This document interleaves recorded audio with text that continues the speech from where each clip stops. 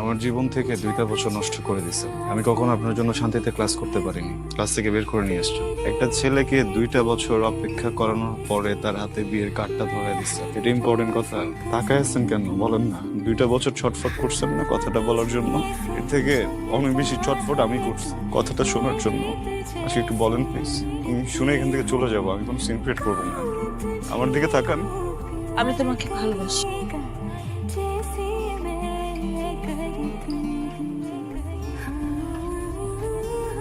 Important কথা শুনলা, বুঝলা, এখন চলে যেতেছো। কি কথা বলো না কেন? কারণ আমি কিছু বলতে আসিনি, শুনতে আসছিলাম। শুনে ফেলছি। তাহলে আমি কি করব? বিয়ে করবেন, সংসার করবেন। এতগুলা মানুষের সামনে আমি কি বলছি সবাই শুনছে, তারপর আমার বিয়ে হবে তোমার মনে হয়? সরি, ভালো থাকবেন। ওকে।